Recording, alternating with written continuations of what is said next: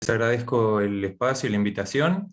Para empezar con la actividad, yo les voy a invitar a que puedan hacer este pequeño ejercicio previo al encuentro, a ver cómo nos encontramos. Acá tienen una manera de hacerlo. Si tienen el lector de QR en el celu, lo pueden hacer fácilmente. Leen este código, me avisan si alguien no puede, y si no, van a internet, a esta página, menti.com, y les va a decir que ingresen un número, ingresan esto. Y si tampoco les sale eso, yo les puedo copiar el enlace en el chat para quien no tenga lector de QR y también entra directamente. Vamos a hacerlo rápidamente. Hay copia y se los dejo en el chat.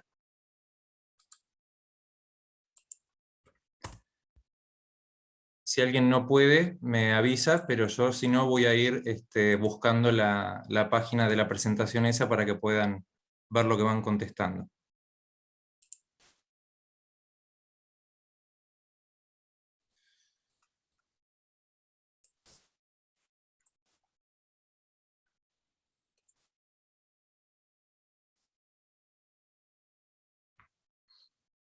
Ahí están viendo ustedes una presentación que tiene unas barras. Sí, sí, se ve, Horacio. Gracias. Sí, se ve.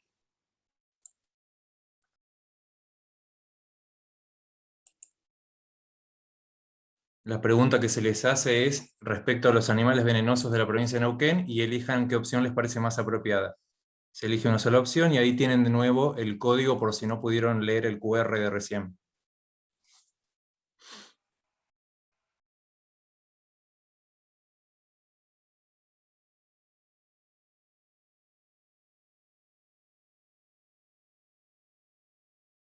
Vamos viendo que ya hay personas que contestaron.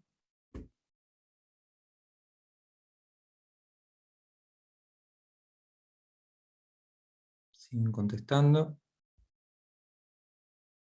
Bueno, vamos viendo que la mayoría de las personas respecto a los animales ponzoñosos en Neuquén dicen que es incorrecto que sean los animales venenosos ataquen a las personas y que son agresivos, que es incorrecto que las picaduras y mordeduras de un animal ponzoñoso hay que indicar el antídoto, y algunos van eligiendo que los antídotos son medicamentos fáciles de conseguir y disponibles en todas las complejidades de atención.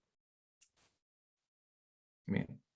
La respuesta correcta es la última, ¿sí? La que están contestando la mayoría, y ahora a lo largo de la presentación vamos a ir viendo por qué. Esto está bueno porque igual ya tenemos todos, o la mayoría de los que estamos presentes, tenemos una previa de comprender, y ahora lo vamos a ir viendo, de que los animales venenosos no atacan a las personas, ni son agresivos, que no siempre hay que indicar antiveneno, ¿sí? Y que los antídotos no son medicamentos fáciles de conseguir y que no están disponibles en todos lados. Así que la idea de esto era ver más o menos qué previa tenemos antes de este encuentro respecto a nuestras prácticas, estemos donde estemos trabajando. Así que ahora vamos a volver a la presentación que habíamos empezado a hacer. Y vamos a arrancar entonces preguntándonos si ponzoñoso es lo mismo que venenoso. Ahí díganme si volví bien al PowerPoint o tengo que hacer algo más, por las dudas. Se ve en un costado, Horacio, más chico, no sé por qué. No, pero están viendo la presentación y que Sí, pasan los sí, sí, sí. nombres. Ah, Sí, ok, sí. ok. Bueno, entonces, preguntarnos si un animal ponzoñoso es lo mismo que venenoso es la primera pregunta que tenemos que hacernos.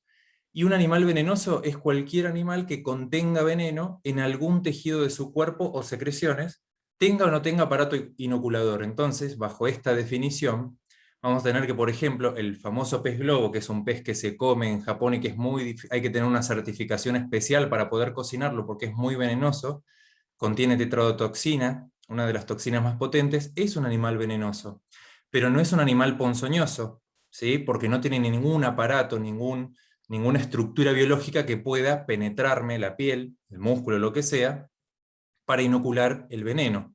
Por lo tanto, hoy, y los que nos interesa acá en la provincia, son los animales ponzoñosos y venenosos. Bien, esto es lo que nos va a interesar, aquellos que tengan veneno y que tengan esta capacidad de ser inoculado mediante una punción. La otra pregunta importantísima que tenemos que hacernos frente a una persona que tuvo un incidente con un animal ponzoñoso es hacer la atención inicial según la gravedad clínica en general, independientemente de qué pudo haberle picado o mordido. Esto va a ser general para todas las personas, como vamos a ver en unas diapos más. Prestar atención a las condiciones clínicas asociadas, como en todas las patologías que atendemos habitualmente. Siempre una persona que tenga comorbilidades, por ejemplo, respiratorias, cardíacas, de la coagulación, como vamos a ver ahora con algunos venenos, y aprovechando también que Graciela va a dar la parte de hematología, esas personas van a tener más riesgo de que el envenenamiento curse de manera más grave. También vamos a tener en cuenta las medidas generales y locales, como por ejemplo completar el esquema de vacuna antitetánica, limpieza, debridamiento de herida en caso de que sea una situación que ya se complejizó y hay que hacer un abordaje más intensivo del área de picadura mordedura. Y acá es fundamental definir la latencia de la picadura mordedura. Y este concepto es fundamental absolutamente para toda la toxicología, cualquier caso que ustedes estén atendiendo de cualquier tóxico, veneno o Dale, sustancia de dale, la... bueno. Dale, dale, dale. Hay alguien con el micrófono abierto. Es muy importante. ¿Por qué? La latencia es el tiempo que transcurre entre que ocurrió el evento, en este caso que sea una picadura o una mordedura, y el momento en que yo estoy evaluando a la persona, y a mí me va a ayudar a comprender si pudo haber habido o no inoculación de veneno y la velocidad con la cual yo tengo que actuar en las medidas médicas que voy a tomar en el sitio de asistencia. Entonces, esto traten de definirlo siempre lo mejor posible. Ejemplos de esto, por ejemplo, que les puedo comentar, una persona una vez que vi que dijo que le había picado una viuda negra hacía 15 días y consultaba por el dolor abdominal, y en una confusión de cómo el dolor abdominal puede ocurrir dentro de un cuadro del atrodectismo, que es el envenenamiento por viuda negra, ahí hubo una confusión y aplicación de antiveneno, cuando por latencia no era compatible una cosa con el antecedente, el cuadro clínico, digamos, con ese antecedente. Solo por mencionar un ejemplo. Esto siempre defínalo lo mejor que ustedes puedan, porque es muy importante. La interconsulta con toxicología, si ustedes llegaran a tener alguna duda sobre el cuadro clínico, sobre la aplicación del antídoto. Y las medidas comunes a todos los casos, siempre va a ser retirar todo lo compresivo, anillos, pulseras, zapatos, la botamanga del pantalón, la manga de la camisa, del suéter, de lo que sea, porque si inicialmente yo no sé si picó o mordió un animal que va a tener un gran compromiso tóxico local en los tejidos, esto va a hacer que posteriormente yo no lo pueda sacar y empeore, por ejemplo, la isquemia, si me quedó un anillo sin sacar, una pulsera sin sacar. Entonces, siempre después me fijo si era un animal histotóxico o no, como vamos a ver ahora. Colocar acceso endovenoso, elevar el miembro afectado, evaluar, como decíamos al principio, el esquema antitetánico, el monitoreo hemodinámico, respiratorio, hidroelectrolítico de la persona, usar analgésicos, evitar la aspirina. Esto más que nada es para el prehospitalario, no se usa la aspirina ya en ninguna parte como método analgésico antiinflamatorio, pero como una recomendación, si ustedes están asistiendo o acompañando a alguien, por ejemplo, de manera telefónica a través de la radio, que no usen aspirina por lo mismo de recién. No sabemos si le picó o mordió un animal cuyo veneno le pueda alterar la coagulación. Entonces no le agreguemos cosas que puedan empeorar dicha situación. No realizar torniquetes, incisiones ni inyecciones en la zona de la picadura mordedura, y también desaconsejar las medidas folclóricas como succionar la herida, dar vinos, ungüentos o cortar la herida para apretar y creer que de esa manera va a salir el veneno, porque todo eso puede empeorar la situación y no tiene ningún beneficio para la persona. Entonces, para entender qué puede suceder en una persona que le pica o le muerde uno de estos animales, tenemos que preguntarnos qué funciones cumplen los venenos en la naturaleza. Y los venenos son secreciones de glándulas salivales modificadas a lo largo de miles de años, que tienen como principal función alimentarse, defenderse, y de esta manera que el ejemplar sobreviva en la naturaleza, tanto él como la especie. Entonces, estas son las funciones. Si yo comprendo las dos funciones, voy a comprender cuáles son las dos grandes divisiones de venenos y de efectos de venenos en estos animales que tenemos en la provincia de Neuquén. Y si yo comprendo eso, comprendo qué voy a esperar ver en la persona que fue picada o mordida. De esta manera me voy a encontrar con el grupo de venenos neurotóxicos y con el grupo de veneno histotóxicos. Y acá como representantes tenemos a la viuda negra, Latrodectus, a la víbora de coral, Micrurus, a la víbora yarará, Botrops, y a la araña Loxosceles violinista dentro de los histotóxicos. Fíjense que ahí se los agrupé de acuerdo al cuadro clínico. Acá probablemente voy a ver poca manifestación local, ¿sí? poco cuadro clínico local, y en esta voy a ver una importante manifestación clínica local en el caso de que hayan llegado a inyectar veneno. En el medio les pongo la coral, la cascabel, disculpen, que no tenemos como fauna autóctona de la provincia de Neuquén, pero se menciona porque a veces se ha dicho que pudo haber venido algún ejemplar con un cargamento de madera y que así eventualmente podría llegar, como puede llegar de cualquier otra vía, ¿no? Con un transporte terrestre, con lo que sea, o gente que captura animales de este tipo para tenerlos de mascota, y bueno, y de esa manera encontrarlo, pero no es parte de la fauna. Y está el medio porque su veneno tiene algunas características de neurotóxicas y algunas características histotóxicas. Pero nosotros concentrémonos en estos 4 que son los animales ponzoñosos y venenosos que tenemos como parte de la fauna autóctona de la provincia, de toda la provincia de Neuquén. Entre los incidentes por animales ponzoñosos, acá les muestro un trabajo que hicimos en una revisión de 10 años, 2004-2013, se mantiene más o menos igual en los últimos años. Podemos ver que el animal que más notificaciones se lleva es el aracnoidismo, ¿sí? Las picaduras de araña, de las cuales la mayoría son picaduras por viuda negra, Latrodectus mactans, que es la más comúnmente que tenemos acá. Fíjense que de 309 notificaciones, 303 corresponden a viuda negra, y también quiero que prestemos atención a esto. Les recomiendo que miren este número. Con identificación del ejemplar, fíjense en todos los animales lo que nos pasa. Es muy baja la posibilidad de que identifiquemos una picadura, mordedura, porque nos trajeron el animal. Lo más comúnmente va a ser que no tengamos acceso al animal, ni al animal, ni a una foto, ni a nada, o porque el animal se escapó, o porque lo reventaron después de la picadura, entonces me traen un bollo de animalito o una foto de algo que no se puede ver. Por eso insistimos con que la presentación de hoy es el reconocimiento clínico de qué le pudo haber picado o mordido a la persona. Entonces, empezando por las arañas, podemos ver, ¿sí? Acá vamos a ir por animal ahora, pero recuerden que esta provoca, la Loxosceles provoca un cuadro histotóxico con mucha manifestación local donde ocurre la picadura, y esta un cuadro neurotóxico, poca manifestación local con un cuadro neurológico florido según la gravedad, como vamos a ver ahora. Son de amplia distribución nacional. Fíjense que están en absolutamente todo el país de manera autóctona, ¿sí? Y empezando por la viuda negra, que como vimos era el animal que más comúnmente provoca incidentes con animales ponzoñosos en Neuquén, tiene hábitos rurales, ¿sí? El nombre más común es viuda negra, pero también en la bibliografía figura como araña del lino, araña de los rastrojos, etc. Tiene hábitos rurales, buena supervivencia en el exterior, ¿sí? Es muy raro que haya una araña viuda negra en el interior. En el interior de una vivienda, por ejemplo? ¿En qué situaciones me lo puedo esperar? Ejemplo, estoy en una obra que acaba de terminar la obra y me mudé, entonces era una obra que hasta ese momento era de exterior y de golpe la empecé a habitar.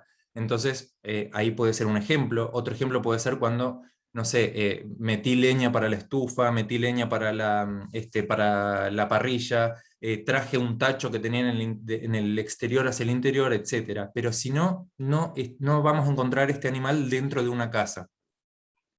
Es de color negro y lo más común es que tenga manchas de color rojo vivo o naranja intenso en el caso de la especie Geometricus. Latrodectus geometricus, que es un poco más naranja, pero por lo general vamos a ver esta que tenemos acá, que es en negra con manchas rojas.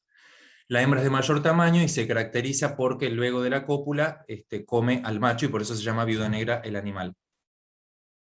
Es lo que les decía recién, no se le encuentra intradomiciliariamente, y el componente del veneno que va a tener la relevancia toxicológica se llama alfa-latrotoxina. Lo que hace es generar poros en las neuronas de manera tal que ya el impulso eléctrico de la neurona se conduce de manera errática, de manera desordenada, y de esta manera vamos a tener un cuadro neurológico de gravedad variable y de manifestaciones muy variables también, pero que asociando la época del año, por ejemplo ahora que empiezan los meses cálidos, y por eso yo les había sugerido a Diego y al equipo que viéramos este tema porque empiezan los meses cálidos, también nos tiene que hacer pensar si el evento ocurrió en el exterior y si tengo un cuadro clínico compatible. Todo esto me va a configurar un posible latrodectismo, que es como se llama el envenenamiento por viuda negra. El cuadro, como decíamos antes, es de neurotoxicidad. Tengo signos locales mínimos ausentes. Atención con esto que voy a decir. Muchas veces las personas evalúan y ven un puntito o no ven un puntito, y entonces descartan que porque no vemos o vemos el puntito, la araña picó o no picó. La araña entera mide con patitas y todo, mide unos 3 centímetros, o sea, imagínense como muy grande.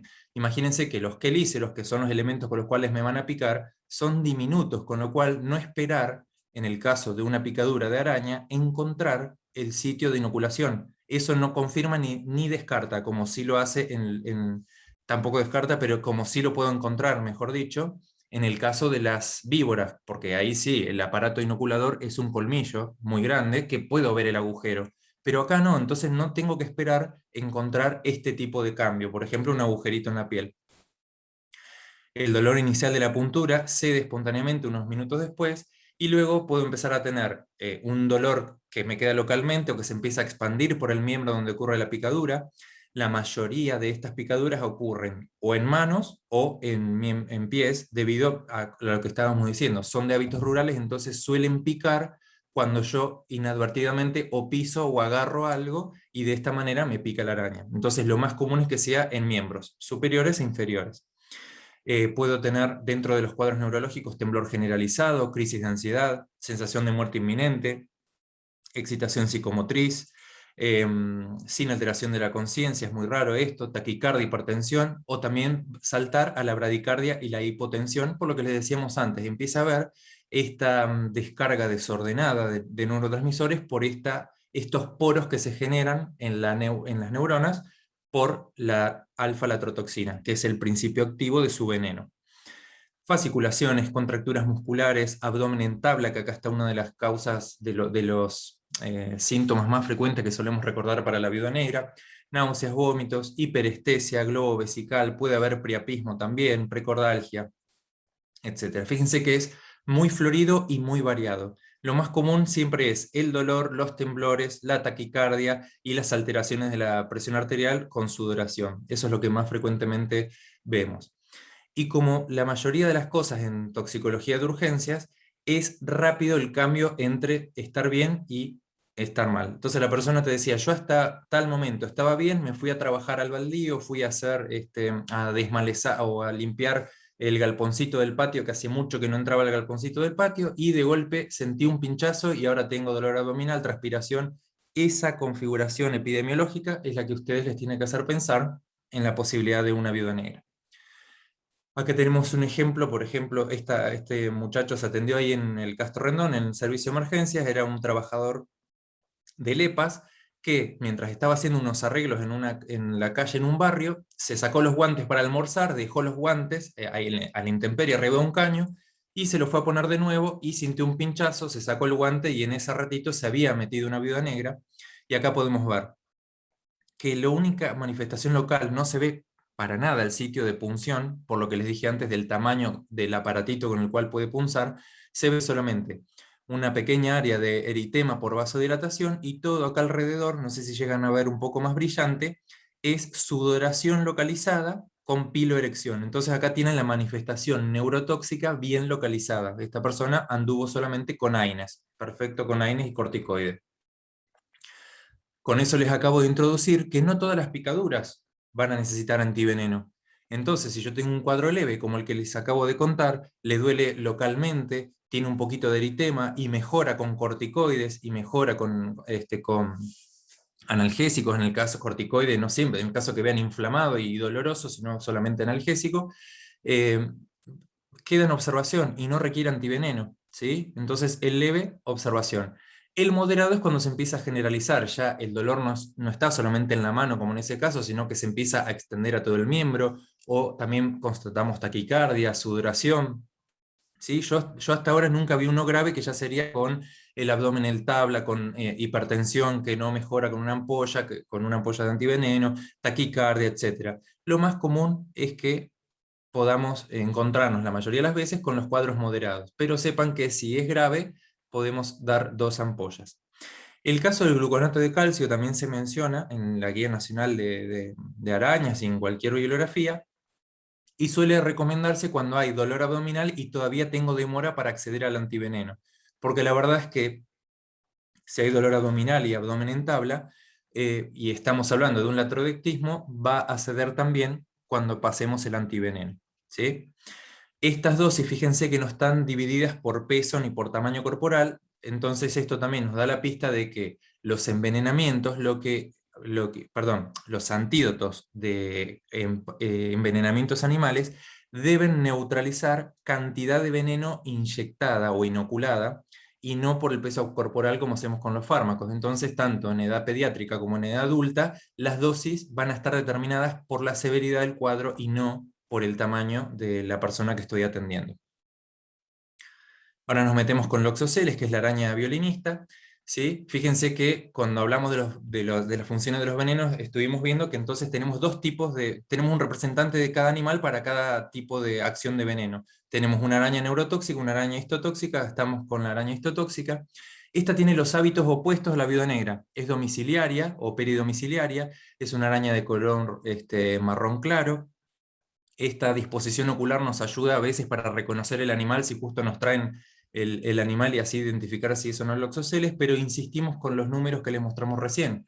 Muy pocas veces voy a tener el ejemplar, entonces mi diagnóstico va a depender del cuadro clínico.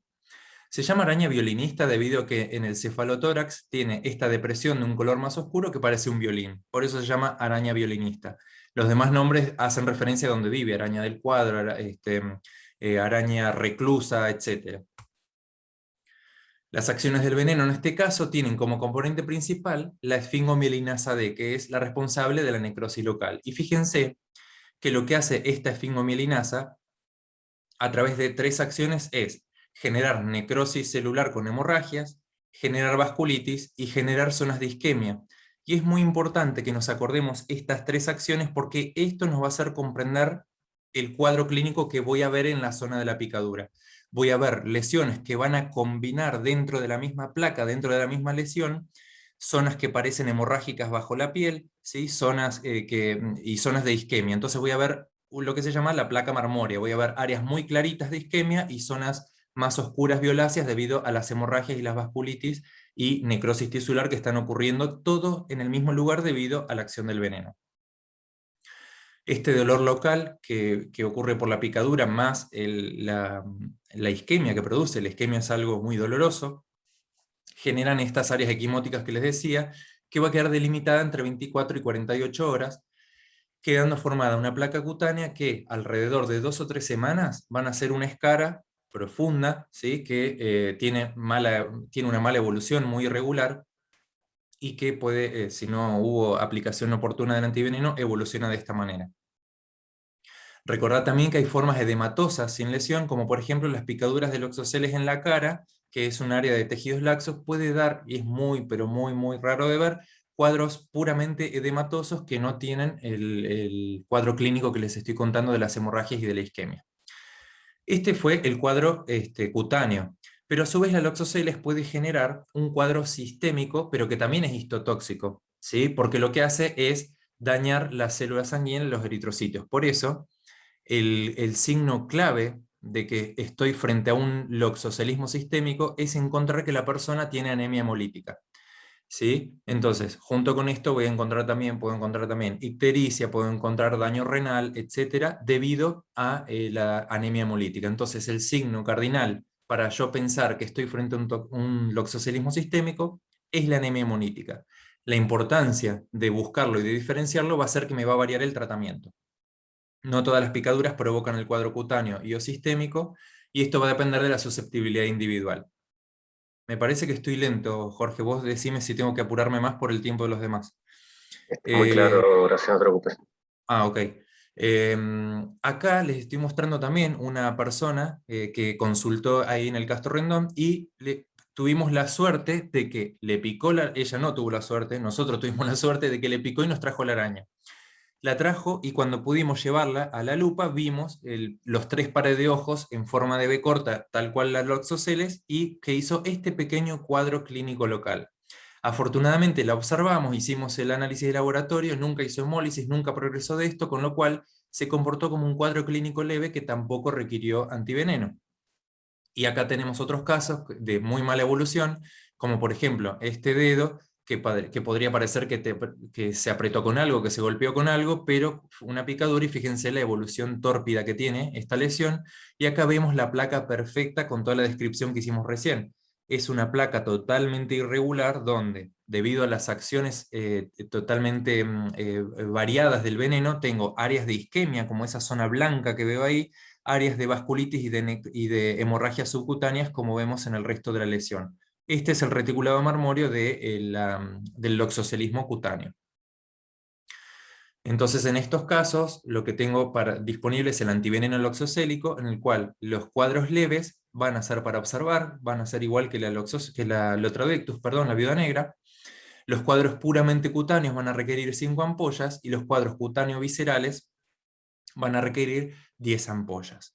El tiempo, la ventana terapéutica en la cual puedo aplicar esto y sé que voy a frenar la evolución cutánea, es de alrededor de no más de 36 horas. ¿Sí? Pueden encontrarse cosas variables, información variable, no más de 36 horas, algunos lugares dicen 24, dicen 36, y más adelante en unas diapomas cuando hablemos de antivenenos en general vamos a ver que la ventana ideal sería aplicarla en las primeras 6 horas, pero fíjense que no voy a tener tan rápido, tal vez, a veces sí, pero no voy a tener tan rápido toda la manifestación cutánea que me ayuda a decir, listo, es una loxoceles, salvo que me traiga la araña y ya todo el cuadro clínico que veo progresando rápidamente, y así puedo aplicarlo. Y ahora nos vamos ya a las víboras. Vamos a empezar con Botrops, Yarará, ¿sí? Está distribuida también en toda la Argentina, salvo en Tierra del Fuego. Es terrestre, es nadadora. ¿Esto para qué nos sirve? Por ejemplo, en los casos de inundaciones, puede ser que uno no viva en una zona donde haya, o no viva, por ejemplo, cerca de la barda, o no viva en un área muy rural, pero si hay una inundación, pueden venir con la inundación. No es frecuente, pero sepamos que también existe.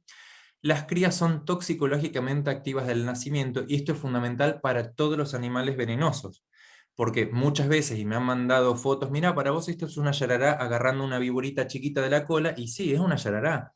Entonces, por favor, recordar que aunque la víbora sea chiquitita, como desde que nacen tienen que alimentarse por su cuenta, no es que nadie les viene a dar de comer, van a tener veneno, menor cantidad, pero van a tener veneno. Entonces, jamás intentar manipular ningún animal de estos, aunque lo vean muy chiquito, ¿sí?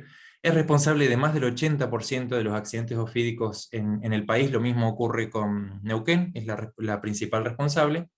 Y el cuadro clínico es histotóxico. Bien, voy a ver características de necrosis, de coagulación y de hemorragia. No se preocupen en anotar todo, porque yo ya le dejé el PDF a docencia y después también le paso las guías nacionales. La acción citotóxica va a tener un inmediato dolor local, ¿sí? Además de lo citotóxico, imagínense la punción de uno o de los dos dientes, que es lo que nos clava, entonces duele bastante.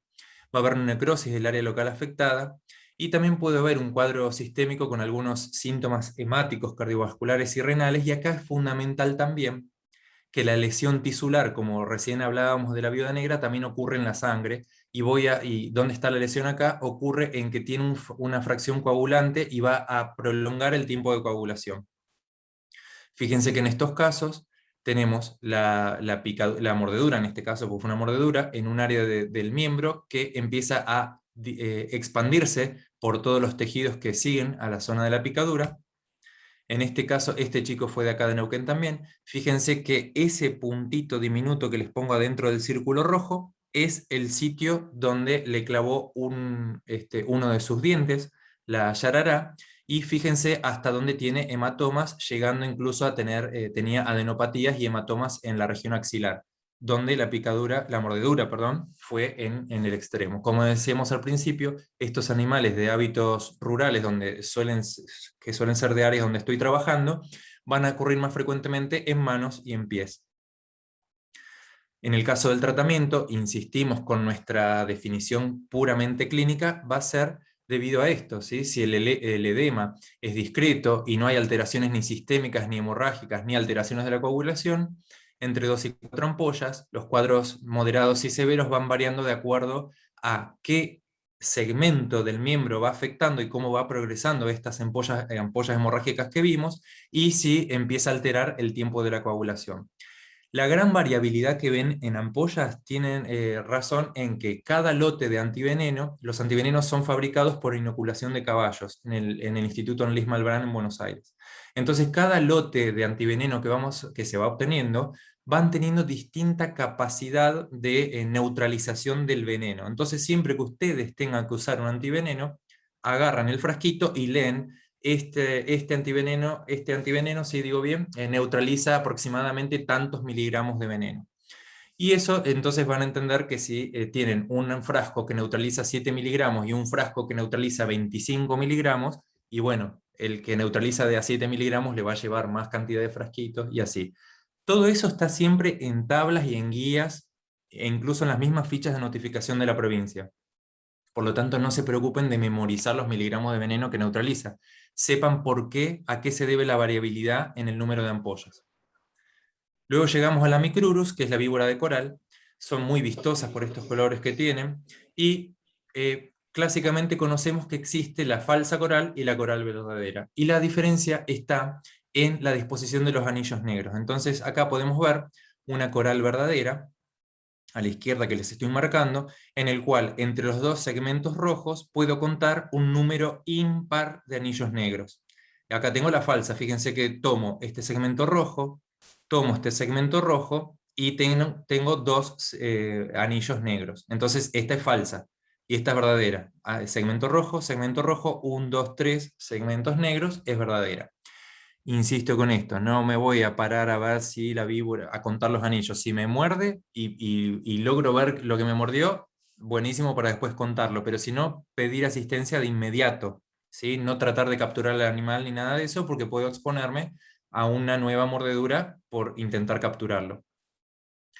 Es un veneno altamente neurotóxico. En los registros de los últimos 16 años de notificaciones en la provincia de Neuquén no hubo nunca una mordedura de Micrurus. En este caso coincide con la estadística nacional, como les decía antes, que las únicas mordeduras registradas son de yarará.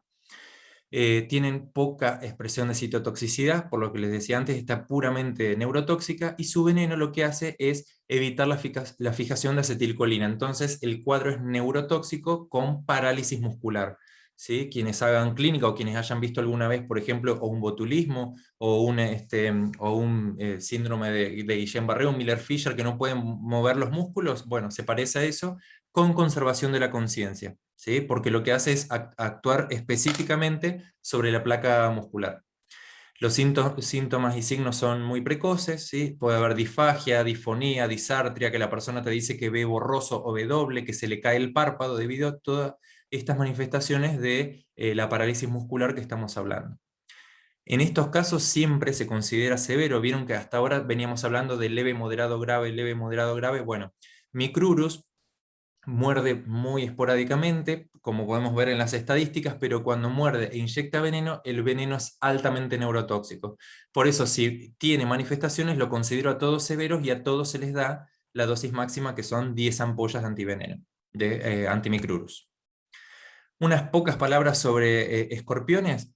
Nosotros acá todavía en la región tenemos solamente Botriurus, ¿sí? Que es este escorpión que no contiene veneno de relevancia para las personas, y este es el Titius, que sí lo contiene y que hasta ahora no se han registrado en la región, con lo cual igual tenemos que estar atentos por si por cambio climático empiezan a migrar y a encontrar favorable la región para vivir, pero hasta ahora no lo tenemos, y la manera de darnos cuenta cuál es a través de la forma de su aguijón en la cola y a través de las pinzas. Entonces podemos ver que el que no tiene relevancia toxicológica va a tener un aguijón con una única puntita, ¿sí? Que esto se llama acúleo, y el que sí tiene relevancia tiene dos puntitas, tiene el aguijón y la apófisis subacular. Es como si le viéramos dos aguijones. Y las pinzas del venenoso son largas y finitas, y el del no venenoso son anchas y gruesas, como más toscas, ¿sí? Recordemos que para los antivenenos en general, previamente vamos a hacer corticoides antihistamínicos a las dosis que correspondan por el tamaño corporal del paciente. Esto lo digo por si hay gente de pediatría también escuchando. ¿Sí? No hay algo estándar, sino que es como lo harían para cualquier otra persona de acuerdo al tamaño del paciente. Lo vamos a preparar en alrededor de 200 mililitros de solución fisiológica o dextrosa, da lo mismo. Para el antiveneno da lo mismo, ustedes lo manejarán de acuerdo al estado metabólico de la persona, si es diabético, etcétera, pero para el antiveneno da lo mismo.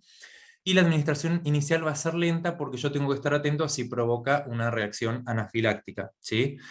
En las excepciones son, por ejemplo, el antiveneno de Titius y del Atrodectus, que se pueden pasar más rápido. El del Titius se pasa casi en bolo, directamente en menos de 2 minutos, y el Atrodectus está descrito que también se puede, pero la verdad es que siempre que puedan hacerlo de manera lenta, mejor para estar vigilando si la persona hace una reacción anafiláctica.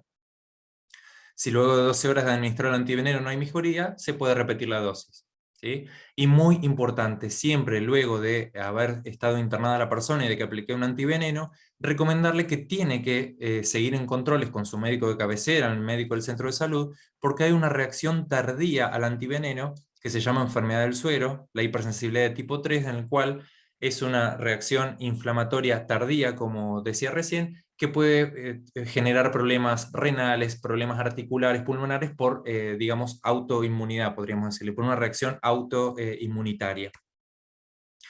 Entonces, recordando las ventanas ideales que decíamos antes, la ventana ideal de los neurotóxicos es hacerlo antes de las 2 horas, y la ideal de los histotóxicos es hacerlo antes de las 6 horas, siempre que me sea posible reconocer el envenenamiento y saber dónde está disponible el antídoto.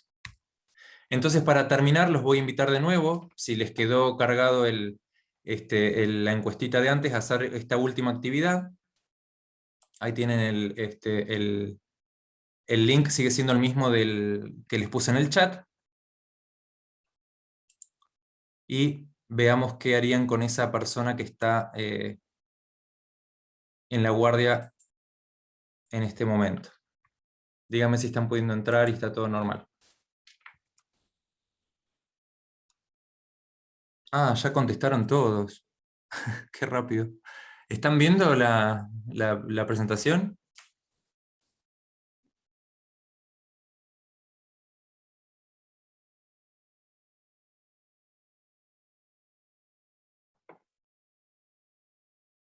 Sí, sí, se ve, Horacio. Ah, bueno. Entonces lo que están contestando ahí, de este caso de una persona de 43 años de edad que estaba desmontando y sintió un pinchazo en la mano, ustedes lo revisan y tienen eritema, edema y dolor abdominal. ¿Qué harían? Algunos hubieran hecho ya el antilatrodectus, ¿sí? Todas las primeras son iguales, y la otra gran mayoría hubiera hecho la observación. Las dos son muy posibles. La verdad es que siendo solamente 2 horas, ¿sí? Y estando en el desmonte, etcétera, y yo todavía no sé bien qué pudo haber sido, si pudo haber sido una viuda negra, si pudo haber sido una yarará, que también comparten el territorio o la forma de actuar, las dos son bastante posibles que estén bien. Así que bueno, la idea es que todos pensaran en primer lugar la viuda negra, ¿sí? O si les deja dudas, observarlo un poco más, a ver si ese dolor abdominal tiene que ver o no con ese pinchazo que sintió, probablemente sí lo tenga, pero bueno, buenísimo. La idea era que jugáramos a ver esto de cómo empezar a posicionarnos en la epidemiología y en la tranquilidad de que estos casos son muchas veces leves y son para observar y nada más. Así que bueno, muchas gracias. Yo por mi parte terminé. No sé si Jorge, Silvia o alguien Horacio. más fue escribiendo cosas. Sí, Sí, había una consulta de cómo se sí. administra el suero antiveneno, que creo que ya la Ujú. contestaste al final, Sí, en dextrosa al 5%, o en fisiológico, en 100 mililitros. Y había otra consulta que yo te quería hacer para el resto de la provincia, digamos, para que estén al tanto, dónde tenemos los sueros antivenenos, ¿sí? Y bueno, es decir, en las distintas posibilidades a veces le decimos a los médicos que nos llaman por teléfono que es más fácil si traer el paciente o mandarles el suero. ¿Vos podrías recordarnos bien en la provincia dónde tenemos los sueros Sí, antiveneno? Y sí, por sí, ejemplo, en nuestro servicio permanecían siempre en nuestra heladera. sí, Así que nos podrías contestar eso más sí, o menos, obvio, así lo obvio. vamos diciendo. Sí, obvio. Gracias. La lógica de la distribución tiene que ver con las ventanas terapéuticas que hablábamos recién, según sea un veneno neurotóxico o según sea un veneno histotóxico, por un lado. Y por otro lado, que la verdad es que le pelea el criterio este que les acabo de decir de la velocidad del veneno, es la disponibilidad nacional. Es un recurso tremendamente escaso en todo el país. ¿Sí? Por eso es muy difícil, y fue muy difícil y a veces se hace difícil, que exista este concepto porque todos queremos tener algo cerca, todos queremos tener el antiveneno, todos queremos tener por las dudas que haya una yarara, una micrur, y la verdad que es imposible, pero no solo en Neuquén, por eso insisto con esto, es imposible en todo el país. De hecho, hace unos años hubo una gran escasez de antiveneno loxoceles y tuvimos que hacer una comunicación entre provincias para saber cómo circularía el antídoto en el caso de que una provincia que justo se había quedado sin nada y tenía 3.000 kilómetros hasta conseguir otra, cómo podía llegar el antídoto. Entonces es extremadamente escaso, por eso la importancia de la observación, la importancia del estudio epidemiológico donde sucedió el evento, entonces así no le aplico un veneno que ni siquiera necesitaba, es fundamental. Básicamente respondiendo muchas gracias a todos los que están agradeciendo en el chat. Básicamente recordar que si es neurotóxico va a estar muy disponible en toda la provincia, ¿sí? Entonces, todos los hospitales de la provincia, al menos los hospitales de complejidad 3 para arriba, suelen tener antiveneno del Atrodectus, que es la viuda negra y que además es nuestro principal animal venenoso que provoca incidentes. ¿Bien? Luego en los hospitales cabecera, ya de mayor complejidad, está también el de Micrurus, que es el otro animal neurotóxico de la provincia. Entonces ahí vamos a tener que dispone, por ejemplo, el hospital de, bueno, el Castro Rendón tiene todos, después tiene el Hospital Zapala, tiene el Hospital San Martín de los Andes, Rincón de los Sauces, que hay Rincón de los Sauces, a pesar de no ser cabecera, lo tiene debido a la complejidad que puede tener con una derivación, por ejemplo, por cuestiones climáticas, geográficas, lo que sea, tiene disponibles los dos antivenenos para animales neurotóxicos. Y después otros, como por ejemplo de animales que no tenemos en nuestra fauna, como la cascabel y el titius, el escorpión Titius trivitatus, están solamente en depósito central, una dosis provincial. Debido a esto, eventualmente con un cargamento viene un animal que no es de la fauna, disponer con eso. Otra cosa que quiero aprovechar, y ya termino porque me estoy dando cuenta que me parece que hablé mucho, es que por favor tengamos mucha precaución, trabajemos donde trabajemos con la cadena de frío. Fue muy común y es muy común que sin querer se nos desenchufe la heladera, que me quede abierto porque en una urgencia fui a sacar, no sé, propofol, cualquier cosa, y me quedó sin darme cuenta la heladera abierta. Por favor, siempre pasar, fijarme si está bien cerrado, porque después se pierde, ¿sí?, la cadena de frío, y cuando la cadena de frío se pierde, no sabemos si está estable ese antiveneno y que sea útil todavía para utilizarlo. Y como decía recién, es extremadamente escaso en todo el país, así que es un recurso que tenemos que cuidar todos muchísimo. No sé si te contesté, Silvia. Sí, excelente. Muchas gracias porque, bueno, la gente del interior también está preguntando cuánto tiempo tenemos y esto de hablar del veneno neurotóxico e histotóxico y hacer la diferencia, sobre todo en tiempo, es re importante. Y sobre todo Sí. las manifestaciones, como habías dicho, lo de que no todos requieren el suero antiveneno, Ujú. dependiendo de la cantidad del inóculo y de la manifestación, leve, moderado, grave, como habíamos dicho, la administración o no. Y lo importante que quería como servicio de emergencias recalcar, lo importante de la observación. Si tenemos dudas, lo más importante es dejarlo. Lo Ujú. dejamos, lo observamos hasta 6 horas, que sabemos que sí o sí, entre esas 6 horas va a manifestar algún síntoma, Y si no es así y seguimos teniendo dudas, lo dejamos 12 horas. ¿Sí? Para que quede eso como recalcar, ¿sí? Si hay dudas, nosotros hemos resolvido consultas telefónicas de los distintos servicios del interior, de los distintos médicos que han requerido por ahí alguna ayuda, que les quedaba duda. Siempre tenemos los teléfonos abiertos y bueno, también le podemos mandar nuestro WhatsApp si nos quieren mandar fotos, porque por ahí les queda mucho la duda de las lesiones, si es que hay lesiones. Y bueno, y los vamos orientando, por ahí si están perdidos, o como vos decías, ahora que dejaste las guías y la presentación, como para ir teniendo más o menos siempre presente que puede haber sido una de nuestras arañas, viuda negra, por ejemplo, que es la más común. Tal cual. Muchísimas Y gracias, la presentación sí, excelente, Horacio. gracias, Silvita. Y lo último, y es que recordemos que tengo que abordar como las demás patologías y pensar en que hay insumos escasos también de otras cosas y que no va a tener todos los lugares y que por eso está organizado en complejidad. Entonces eso también nos da tranquilidad. Si necesita complejidad, saber que está la red y que de esta manera lo que dice Silvia va a ir respondiendo en orden creciente si en algún lugar no hay o no se puede brindar esa atención. Muchísimas gracias a todos. Gracias por la presentación. Bueno, Bueno, bueno, ahora nos va a hablar la doctora Luciana Obregón. La doctora Luciana Obregón es médica terapista, es la jefa del servicio de emergencias de la provincia, del CIEM. Está a cargo también del departamento de catastro, si no me equivoco. Y estuvo a cargo de, bueno, participa en las guardias con nosotros en el servicio de emergencia durante varios años, ha estado como médica de planta y también en la unidad de terapia intensiva del Hospital Castro Rendón. Gracias, Luciana. bueno, gracias a ustedes por el espacio. Ante todo, les voy avisando que también tengo algunos problemas con internet, así que espero que no interfiera, que no me interrumpa. Confírmenme si me escuchan bien. Excelente.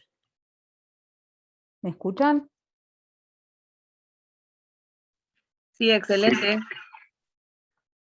¿Sí? Bueno, quería pedirles para ver si quieren comenzamos con las preguntas. Yo había mandado unas preguntitas para que interactuemos. A mí me toca dar ACV isquémico. La verdad que es bastante compleja preparar la clase, teniendo en cuenta que nosotros en el 2019 hicimos un curso virtual sobre ACV en el que hicimos 6 clases y una integradora de simulación solamente para dar temas ACV isquémico. Así que bastante dificultoso hablar de todo el tema en 40 minutos. Pero bueno, vamos a tratar de apuntar a lo que es más relevante para los diferentes niveles de atención. Así que si quieren, no sé, con el tema de las preguntas que yo quería empezar para ver si ponernos a tono a ver qué información manejamos todos. Bueno, bárbaro. Creo que los chicos tienen las preguntas, ¿no? Para pasarlas.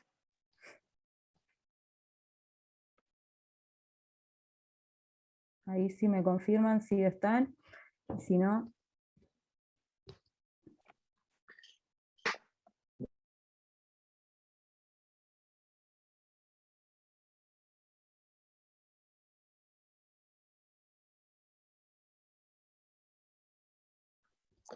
Dice que están cargadas las preguntas, Roberto. Puedes subir lentamente. En votaciones.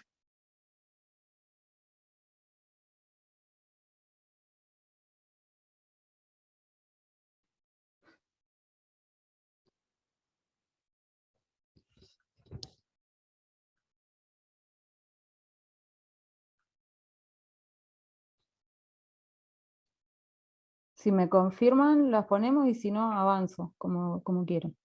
¿Vos podés cargarlas, Luciana, directamente? Están cargadas. No, ¿Vos podés cargarlas? no, yo no las tengo, yo tengo el archivo donde las envié. está. Ahí está, Ahí mira, está. ahí está. Bueno, entonces primera pregunta. Paciente de 51 años con antecedente de tabaquismo, cuyo familiar refiere que nota que tiene alterado su comportamiento. Al comenzar la evaluación, usted objetiva que el paciente presenta alteración del lenguaje. ¿Cuál de los siguientes evaluaría con prioridad? ¿La presión arterial, la simetría facial, la fuerza de la extremidad superior o B y C son correctas? Así que si les parece, vayan votando. En la segunda pregunta, en el caso anterior, o sea, con este mismo paciente, usted se plantea como diagnóstico presuntivo el de ACV. Entonces, ¿qué dato considera fundamental para guiar las próximas acciones? La edad del paciente, si tiene antecedentes de diabetes, la hora de inicio de los síntomas o la severidad de los síntomas. Bien, buenísimo. Bastante variadito.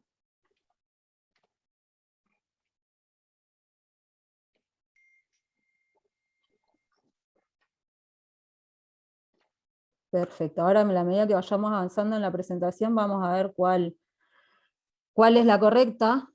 Obviamente la primera pregunta va apuntada a la detección del ACV, y la segunda pregunta va apuntada a cuál es, digamos, el dato fundamental que me cambia a mí la conducta o que me determina a mí que esta patología es una emergencia de no es una emergencia. Va apuntada a eso. Sigamos las otras dos preguntas.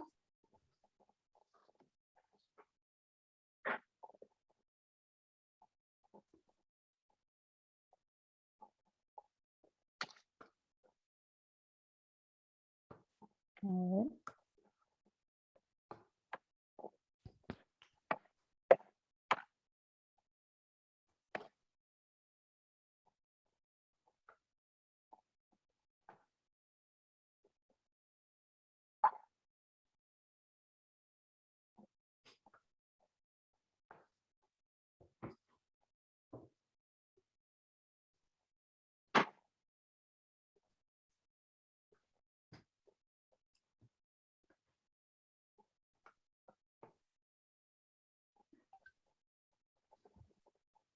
Tenemos las otras dos.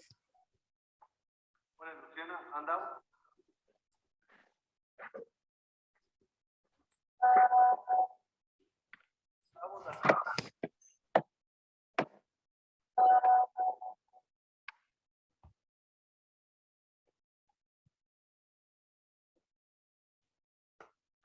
Bueno,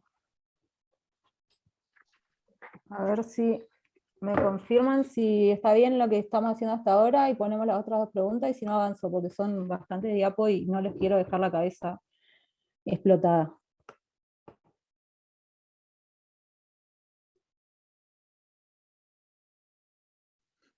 Estamos teniendo problemas técnicos, ahí estoy hablando con la gente de telemedicina, dame 2 segundos, por favor. Dale, dale.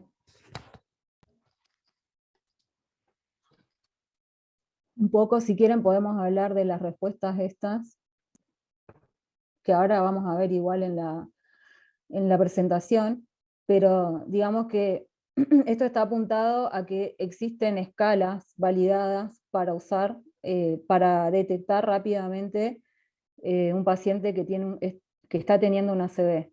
Obviamente que si yo el paciente lo encuentro que está fásico, me va a interesar en algún momento de la evaluación la presión arterial, pero no es en ese momento un dato que sea fundamental, porque tengo que tener en cuenta los otros dos parámetros para identificar rápidamente que se trata de un paciente con ACV. Y el segundo dato que me interesa es la hora de inicio de los síntomas, porque con eso yo establezco cuál es el periodo de ventana.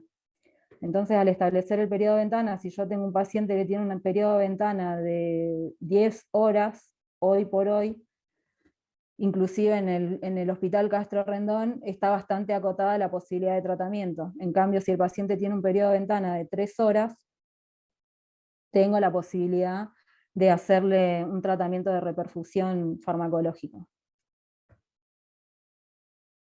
También me va a importar en un segundo tiempo la edad, los antecedentes, la severidad, como criterios de inclusión o de exclusión, pero inicialmente lo que tengo que definir es qué periodo de ventana tiene, porque si está en periodo de ventana es una emergencia, y si no está en periodo de ventana es una urgencia.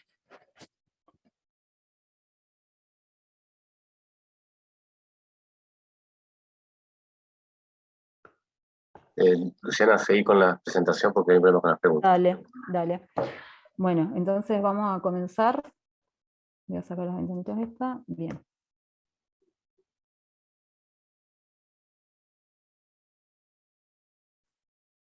Ahora tengo problemas yo técnicos. Ahí está.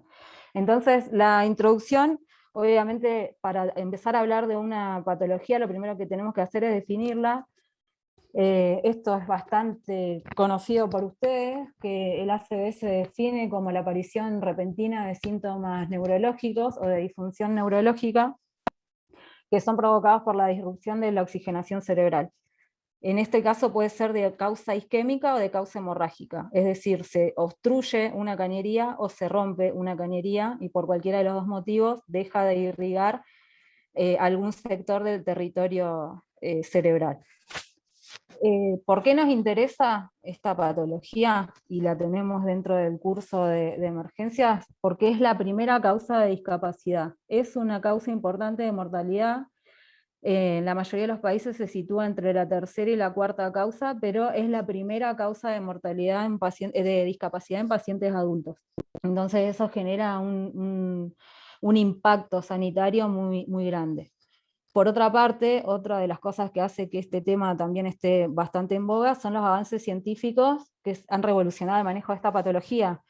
Yo más o menos en el año 2006-2007 estaba como residente rotando en terapia intensiva y me acuerdo recibir a los pacientes con ACV y no hacíamos otra cosa que acostarlo en la cama, verificar si tenía trastornos deglutorios, identificar rápidamente si tenían complicaciones infecciosas y más o menos definir si iba a requerir un botón gástrico para su externación, si iba a requerir una sonda de alimentación enteral, si tenía que tener algún tipo de rehabilitación, que tampoco tenemos muy armado en la provincia, en general en el país no tenemos servicios armados como para rehabilitar. Se han producido en los últimos años, ha avanzado bastante, pero en ese tiempo, imagínense, no había casi nadie. De ese tiempo hasta ahora, que no han pasado tantos años, en cuanto a la posibilidad de reperfundir. Si bien el RTPA, el Alteplase, que es la droga para reperfundir farmacológicamente, se aprobó por la FDA en el año 1993, hasta que el uso se extendió a lugares como por ejemplo nuestros hospitales, pasaron muchísimos años. No así tanto la cuestión de la trombectomía. La reperfusión por trombectomía mecánica se extendió mucho más rápidamente, obviamente que tiene muchas causas esa situación. Y por otra parte, es una emergencia médica tiempo dependiente. Ustedes saben que en emergencias siempre se enseñan cuáles son las emergencias médicas tiempo dependiente. Entre ellas está el ACV. O sea que se equipara a una sepsis, a un RCP, a un infarto agudo de miocardio. Es equiparable a un ACV en cuanto al tiempo. ¿Qué es lo que nos interesa a nosotros a la hora de hablar de esta patología? Y siempre pensar a qué estamos apuntando, qué nos interesa salvar. Bueno, esta diapositiva es fundamental. Esta diapositiva la enseñaban en la facultad, ustedes recuerdan que decían que el infarto tiene una zona que es un core, que es esta roja, y otra zona periférica, que es la zona de penumbra isquémica. Esta zona, la zona roja, es una zona de necrosis celular, o sea, el daño a ese nivel es irreversible. Lo que a mí me interesa es rescatar el área de penumbra. Entonces fíjense ustedes que de un daño cerebral que podría tener este volumen, ¿sí? Si yo actúo rápidamente, rescato todo este volumen, disminuyendo el grado de discapacidad que va a tener el paciente. Y la importancia que tiene eso. Digo, porque nosotros estamos acostumbrados a hacer muchas cosas sistemáticamente que por ahí no tienen tanto impacto. Y esto tiene un gran impacto en la salud de las personas y en su entorno familiar. Entonces, de esa situación en la que al obstruirse un vaso se produce un infarto y que ese infarto tiene una zona pequeña que es irreversible y una gran zona de penumbra que es la que yo voy a tratar de salvar, eso es lo que a mí me determina que es tiempo dependiente. Y ese tiempo es diferente en cuanto a las posibilidades de tratamiento. Entonces yo tengo una ventana, diferentes ventanas, ¿sí? Vamos a ponerlas todas, diferentes ventanas terapéuticas. Si el paciente ingresa a las 3 horas de iniciado los síntomas, tengo una opción de hacer tratamiento de reperfusión farmacológico. Si ingresa dentro de las 4.5 horas, tengo también la opción de hacerle la reperfusión farmacológica. Si ingresa dentro de las 6 horas, la única opción es hacerle trombectomía mecánica. Y ahora, en el 2018, después del estudio Down y Diffuse, se extendió la ventana a 24 horas, pero con el uso de métodos complementarios que son más sofisticados y que no tenemos al alcance de la mano en todos los centros. O sea, es más complejo. Pero yo tengo que pensar todas estas ventanas como si fuera una ventana que se va cerrando, por la cual va a pasar el paciente. Entonces, si bien yo tengo una ventana de 3 horas, no es que tengo 3 horas para hacer el tratamiento, sino que el resultado o el paciente va a pasar más cómodamente por la ventana mientras más temprano pase, sin ningún raspón ni ninguna lesión por pasar apretado a través de esa ventana. Es una manera de verlo. Entonces fíjense acá, esto es el dibujito, ejemplifica perfectamente cómo la zona de penumbra se va transformando en el núcleo core de infarto si yo no establezco ningún tratamiento de reperfusión rápidamente. A eso va apuntado el tratamiento del ácido isquémico, y para ordenarnos y sistematizarnos se estableció un equivalente a la cadena de supervivencia del RCP. Está la cadena de supervivencia del ACV, donde se establecen tiempos para tener una efectividad en el tratamiento. Esos tiempos son el tiempo de llegada al hospital, el tiempo de evaluación por un médico, el tiempo de evaluación por un equipo de stroke, el tiempo de realización de la tomografía, el tiempo de interpretación de los resultados y el tiempo que se llama puerta aguja, que sería de administración del fármaco. Todos estos objetivos de tiempo debemos cumplir nosotros cuando nos proponemos ser un centro que trate el ACV. Y cuando no nos proponemos ser un centro que trate el ACV, para garantizar que el paciente reciba este tratamiento dentro de los 60 minutos de que lo recibimos.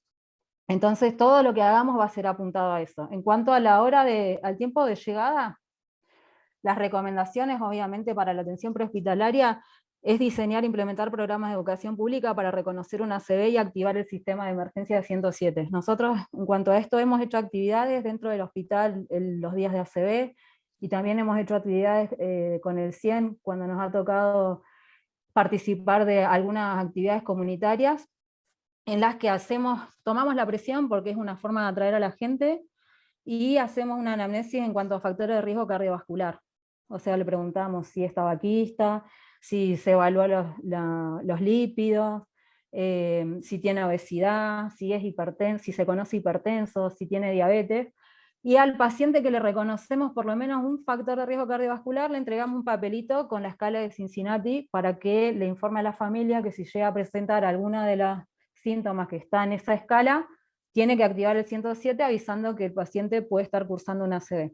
¿Y por qué el 107 y no llevarlo él mismo al hospital? Porque está demostrado que mejora los resultados cuando el paciente llega en ambulancia y no en auto particular. Ahora vamos a ver por qué. La activación de los sistemas de emergencia reduce los tiempos de atención. También recomiendan programas de capacitación y entrenamiento para el personal prehospitalario. Eso reduce los tiempos, aumenta el número de pacientes tratados y la calidad del tratamiento. Y se recomienda utilizar protocolos que establezcan el uso de escalas validadas, la recolección de datos como inicio de los síntomas, medicación, patología y el control de glucemia. O sea, cuando nosotros vamos desde la ambulancia a ver un paciente con ACV, mínimamente tendría que estar establecido que vamos a usar la escala de Cincinnati o que vamos a usar la escala FAST, cuáles son los datos del interrogatorio que yo necesito y que van a ser los que vamos a necesitar para determinar criterios de inclusión y exclusión. Y si son demasiado extensos, agarro el familiar, le pido que traiga los fármacos que toma el paciente y me los llevo con el paciente al hospital. Y obviamente sí o sí tomar una glucemia porque es el principal diagnóstico diferencial. Otra cosa que hace que reduzca los tiempos es prenotificar el arribo al centro apropiado. Es decir, el 100 va a ver un paciente a su domicilio que está con afasia, corrobora que se trata de un paciente con un probable ACV en periodo ventana. Entonces el 107 avisa al Castro Rendón, que es el centro que tenemos como referencia o que tiene una unidad de stroke, para avisarle que va a arribar ese paciente, porque en la guardia también se toman conductas con ese dato. O sea, se habla a tomografía, se le avisa que está viniendo un paciente en periodo de ventana, por las dudas que estén ingresando un paciente del piso a hacer una tomografía de tórax que tarda un montón. Entonces, para hacerle el espacio se avisa con tiempo. Es muy importante la prenotificación. En cuanto a la detección, acá tenemos la conocida Cincinnati. Tenemos son 3 componentes lo de la escala. La debilidad de una extremidad superior, y la otra la normalidad en el lenguaje. Esta es la pregunta que habíamos visto al inicio. Si uno de estos 3 signos es anormal, la probabilidad de stroke es 72%. Esta es la más conocida. La escala FAST es igual que esto, pero agrega el tiempo de evolución, o sea, el periodo de ventana. Nosotros recomendamos usar esta porque es la más ampliamente conocida y porque no tiene determinantes de laboratorio, como es la de Los Ángeles. Y obviamente cuando yo establezco o sospecho que puede tener una ACV con esta escala, hago la determinación de la glucemia. Si está hipoglucémico, no me descarta la posibilidad de ACV, y en algunos artículos inclusive recomienda que si la sospecha de ACV es alta, por ejemplo que tenga una plejía braquial, en el contexto de una hipoglucemia, me va a orientar mucho más a un foco neurológico de origen, afecta de manera global el estatus neurológico. Entonces, si yo tengo una alta sospecha, me conviene asumirlo como una ACV, porque está demostrado que los pacientes que se trombolizan, hipoglucémicos que se trombolizan, no tienen mayor daño. Entonces, también tener en cuenta eso.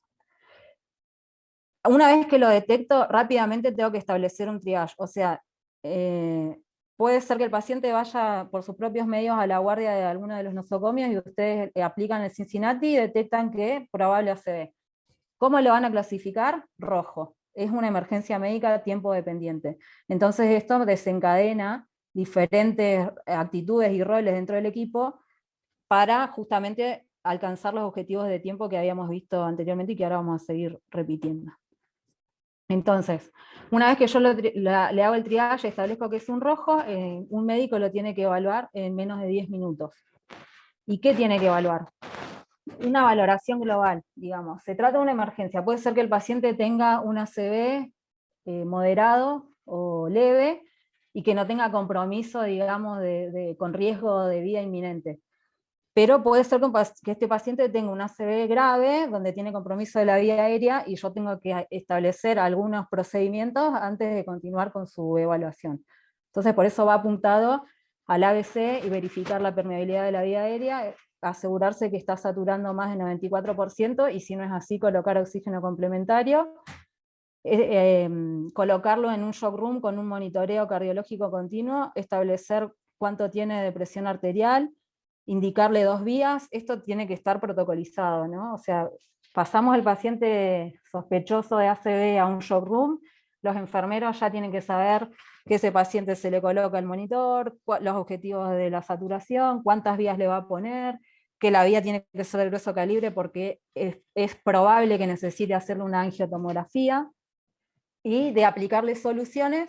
Las soluciones tienen que ser isosmolares, o sea, tengo que evitar soluciones destrozadas, salvo que el paciente esté hipoglucémico. Entonces esta es la primera valoración que hacemos. Después, dentro de los 15 minutos, tiene que ser evaluado por un equipo de ACV.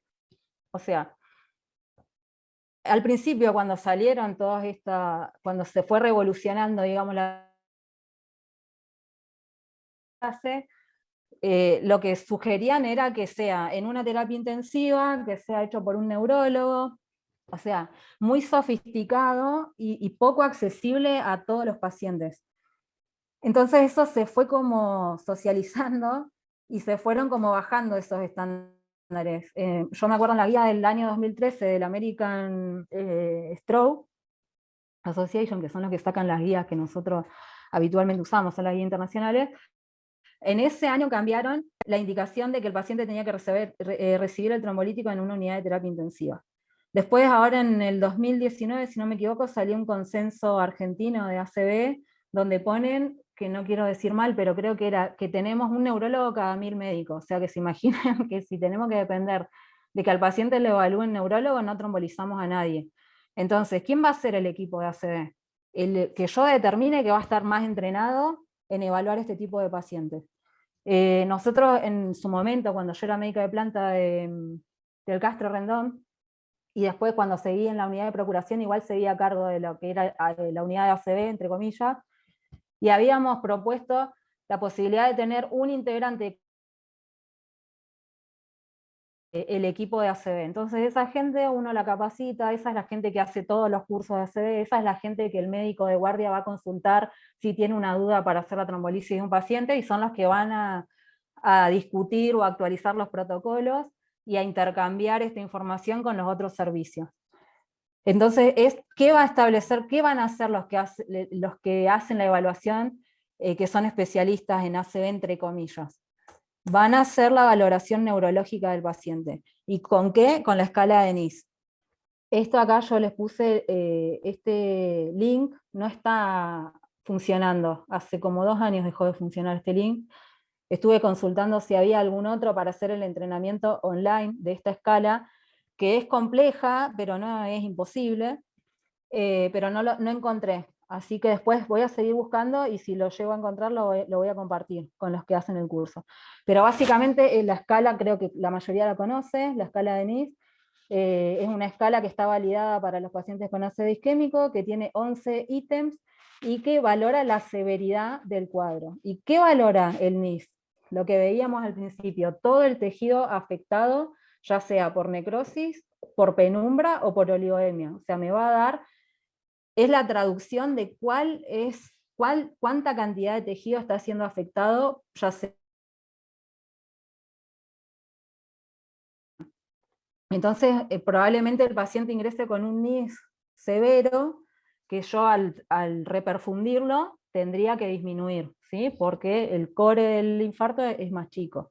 Entonces yo lo que les propongo, y lo que hicimos yo, en mi caso, y lo que hicimos cuando lo aplicamos en el Castro, es aplicar esta escala a todos los pacientes que ingresan con ACV, ya sea ACV isquémico, ya sea ACV hemorrágico, ya sea hemorragia subaracnoidea, para justamente entrenarse en la realización de esta escala. Y también compararse, que lo haga uno y después venga el compañero y también lo haga, para ver y comparar resultados, a ver si están siendo objetivos o no.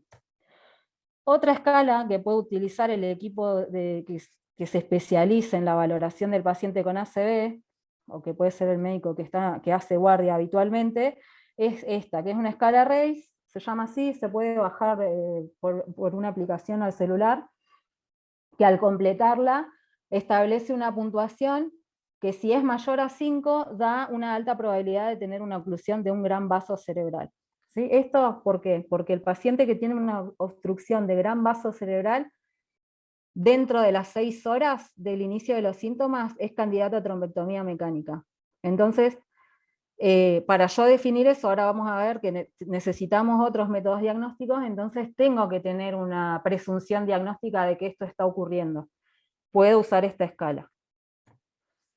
Entonces, evaluamos si el paciente es candidato a reperfusión, evaluamos cuidadosamente los criterios de inclusión-exclusión, las contraindicaciones y las consideraciones adicionales. Estas están todas en el protocolo que usa tener un checklist, porque no nos vamos a acordar en ese momento, y es una información delicada, no me puedo saltar una de las contraindicaciones. Entonces, sí o sí, tener un checklist con las contraindicaciones e ir tildando si es posible con el paciente y si no con el familiar. Tener presente que de la ventana terapéutica depende el tratamiento indicado. Acá tenemos algunas de las contraindicaciones. Sepan, yo no quiero ahondar en detalle acá porque esto es algo que lo pueden leer después, pero sepan y tengan en cuenta que todo hace pensar que los avances científicos en la materia van reduciendo la cantidad de contraindicaciones. Esto va cada vez pareciendo, es un tratamiento que va imitando lo que es el tratamiento del infarto agudo de miocardio. Al principio con un montón de consideraciones, en particular que si la creatinina, que si la urea, que el electro, que la placa de tórax, muchas consideraciones al respecto, que tener el coagulograma, que tener las plaquetas. Bueno, todo eso se fue reduciendo porque todo va apuntando a ampliar el universo de pacientes que reciben el tratamiento y al conocer que es muy baja la incidencia de complicaciones. O sea, esto está avalado por los estudios y por los resultados que ha tenido la terapéutica. Entonces cada vez se van a ir reduciendo más. Hay algunas, como por ejemplo la hemorragia intracerebral, que es una contraindicación absoluta porque deja de ser un ácido isquémico. La otra, acá está la glucemia menor a 50, que ya les digo, obviamente hay que corregirla, y una vez corregida nos ponemos a pensar, ¿el paciente tiene alto riesgo de tener una ACV y está asintomático? Bueno, conviene trombolizarlo que asumir que es una hipoglucemia y dejar una ACV sin tratar. Lo mismo las convulsiones, que inicialmente estaba contraindicado, y después dijeron, bueno, si la convulsión es el síntoma de inicio y por el postictal es difícil de evaluar al paciente, y yo tengo una presunción diagnóstica muy alta porque tiene muchos factores de riesgo cardiovascular y en la última semana tuvo 2 eventos de AIT, conviene trombolizarlo aunque termine trombolizando una convulsión. ¿Sí? La hipertensión es otro de los criterios que no se ha modificado y que tengo que tratar para tratar de incluirlo como candidato al tratamiento de reperfusión. Hay criterios de exclusión adicionales para la ventana extendida. La ventana extendida es al principio, cuando salió la aprobación del alteplase, la ventana terapéutica era de 3 horas. Posteriormente, unos años más tarde, salió un estudio que se llama ECAS-3, que comprueba que es seguro y efectivo administrar el tratamiento hasta las 4.5 horas, pero con algunas consideraciones en particular para los que se presentan entre la hora 3 y la hora 4.5, que se llama ventana extendida. Para eso también se fueron reduciendo las contraindicaciones. Quedó absoluta la severidad clínica y la severidad imagenológica. Esto apunta a un NIS mayor de 25 y el compromiso mayor a 1/3 del territorio de la arteria cerebral media. Y se relativizaron, que antes eran absolutos, la edad mayor a 80 años, y el diagnóstico combinado de diabetes y ACV previo, que esto antes era una contraindicación, ahora se sacó, y el uso de los anticoagulantes orales con RIN mayor a 1.7. Esto también se sacó. En cuanto a la edad, uno debería considerar la escala de ranking. Ustedes sepan que en ACV se maneja casi todo por escalas, hay muchas escalas que tenemos que tener en cuenta. El ranking es una escala de performance status, digamos, de cuán válido es el paciente, y va desde 0 a 6. 6 es óbito y 0 es sin ningún daño, sin ninguna secuela. Y 1 es una secuela leve que no genera discapacidad. Lo que plantean todos los estudios para administrar un tratamiento trombolítico es que el paciente tiene que tener un ranking de 0 o 1.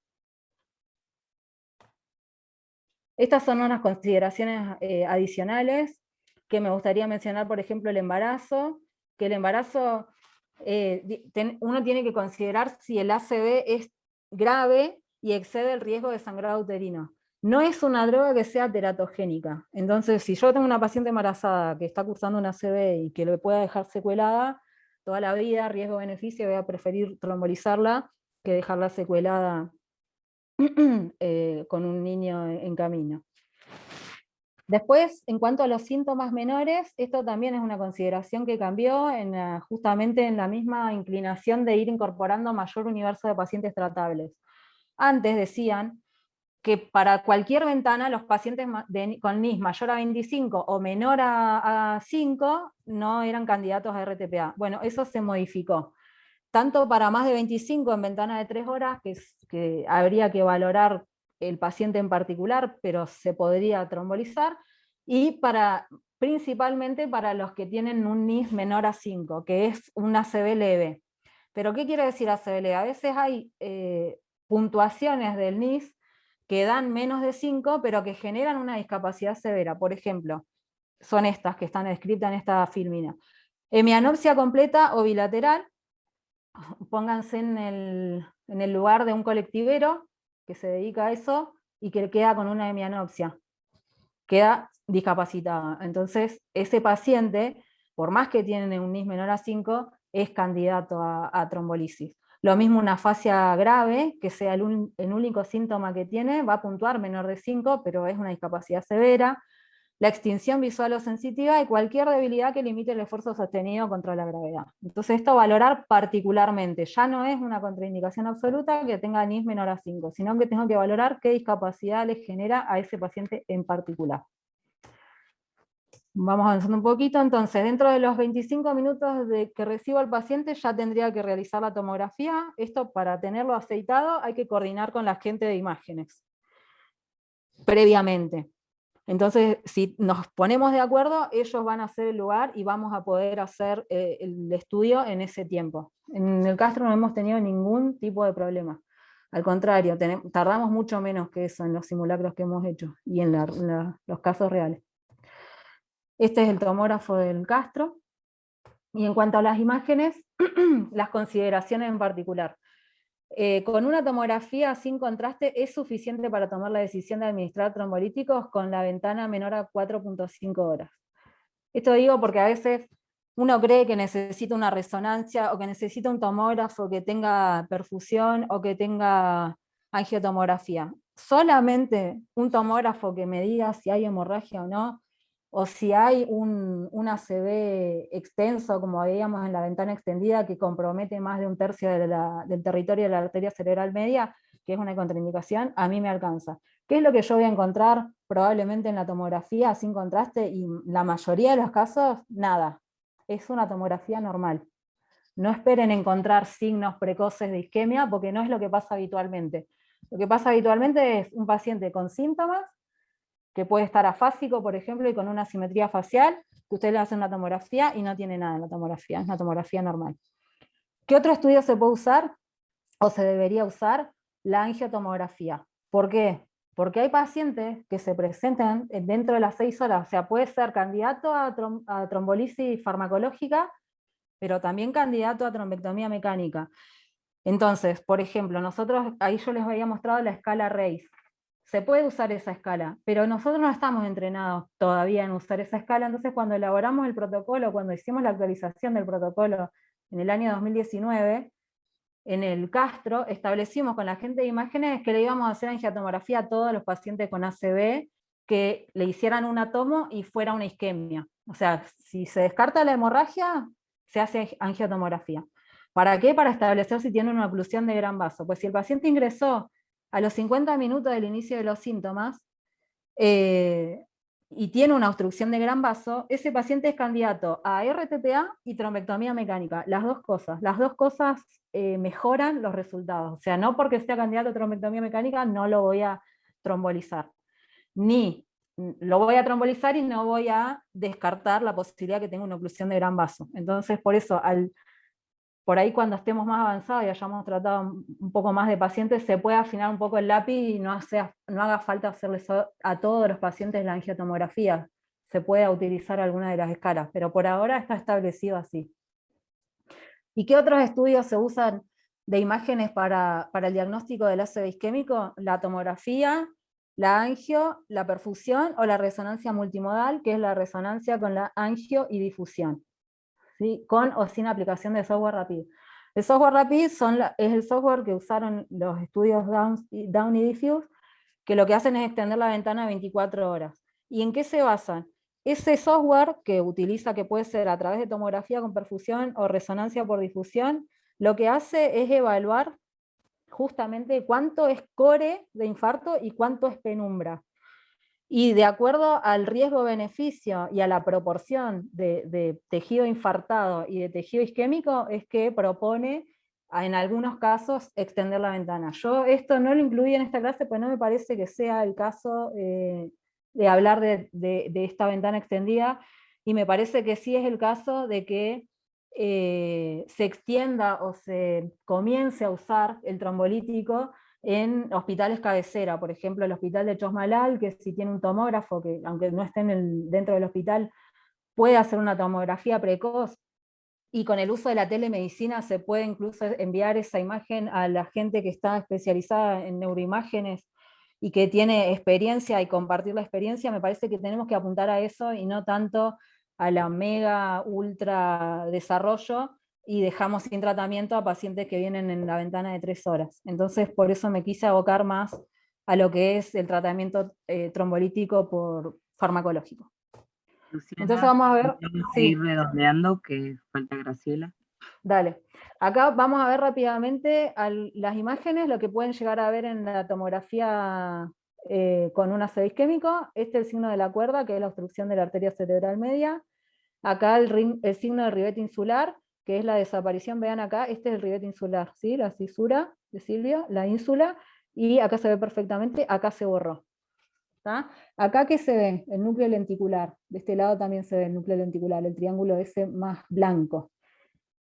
De este lado, si se fijan, acá está el triángulo blanco, acá no está. Este es un signo precoz, ¿sí? Es el borramiento justamente del núcleo lenticular. Y acá, ¿qué ven? Borramiento de los surcos y las cisuras y una hipodensidad del tejido cerebral. Este es el territorio, este es un infarto silviano, ¿sí? Este es todo el territorio de la arteria cerebral media en un corte alto. Esta es la escala de Aspe, que no voy a andar mucho en esto, pero sepan que es un score, ¿para qué? Para establecer la magnitud del daño que se ve en las imágenes. ¿Y para qué se usa? Porque es un criterio de inclusión para trombectomía mecánica. No vamos a ahondar mucho en esto. Vamos a la interpretación de los resultados. Paciente con sospecha de ACV en periodo de ventana establecido, se valoró el NIS, se revisaron los criterios de inclusión, con estudio de imágenes informados, si es necesario algún otro método complementario, estamos en condiciones de decidir la conducta. Y aplicación del trombolítico. Paciente en el shock room, monitoreo continuo, colocado todos los catéteres que sean necesarios, o sea, el momento es antes de aplicar el RTPA, si yo le voy a poner una sonda nasogástrica, una sonda vesical, o un catéter porque tiene una mala vía periférica y quiero poner una vía central, es este el momento. Se informa al paciente y al familiar, consentimiento informado, que es discutido, porque como es una recomendación 1A, si no tengo familiar para que me afirme el consentimiento informado, el paciente no está en condiciones, estoy autorizado y obligado a hacer el tratamiento.